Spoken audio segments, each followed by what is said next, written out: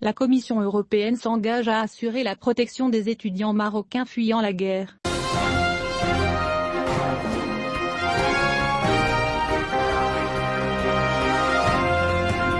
Les régions les plus chaudes du monde n'ont pas été exemptes de scènes marquantes de discrimination et de racisme, puisqu'un groupe d'étudiants marocains s'est plaint, comme leurs homologues arabes et africains, du racisme auquel ils ont été exposés lors de leur voyage hors d'Ukraine à la suite de la guerre. Face au chaos aux postes frontières reliant l'Ukraine à la Slovaquie et à la Pologne, des images se sont répandues montrant les forces de sécurité et l'armée empêchant certains étudiants de franchir la frontière, en raison de la couleur de leur peau ou de leur incapacité à parler la langue locale. Selon plusieurs enregistrements vus par Express, des étudiants marocains ont critiqué certaines des pratiques violentes de la police qui ont empêché des dizaines d'étudiants africains et arabes de traverser la frontière, tout en permettant aux Ukrainiens de le faire. Express a contacté la Commission européenne au sujet de l'exposition des étudiants et citoyens marocains à la discrimination et au racisme aux frontières ukraino-européennes, qui a répondu que l'Europe est aux côtés de tous les citoyens qui ont besoin de protection.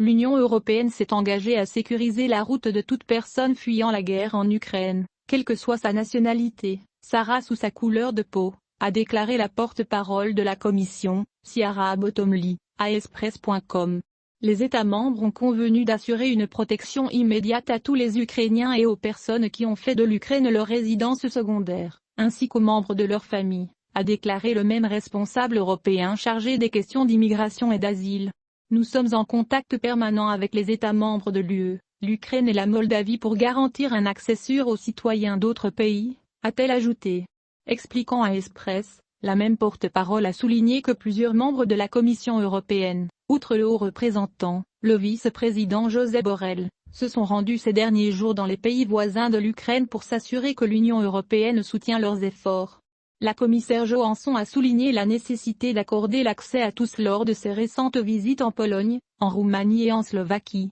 et a été rassurée que les ressortissants des trois pays pouvaient entrer sans aucune restriction. Les autorités ukrainiennes ont également mis en place une hotline pour aider les étudiants africains, asiatiques et autres souhaitant quitter l'Ukraine. Selon la décision du Conseil européen, les réfugiés africains et indiens d'Ukraine devraient bénéficier d'une protection temporaire, soit en vertu de la directive, soit en vertu des régimes nationaux des États membres. Il y a beaucoup de personnes venant de l'extérieur de l'Ukraine avec des visas de travail ou des étudiants d'Afrique ou d'Inde, qui n'ont pas le statut de réfugiés, qui n'entrent pas dans le champ d'application de cette directive, mais ils devraient être autorisés à entrer dans l'Union européenne, comme tout le monde d'autres fuyant l'UE, a expliqué le responsable européen. Ukraine, ils devraient recevoir un accueil et une protection immédiats. S'ils peuvent retourner en toute sécurité dans leur pays d'origine, ils devront rentrer chez eux en toute sécurité. S'ils ne peuvent pas rentrer chez eux en toute sécurité, ils peuvent demander l'asile dans les États membres de l'UE.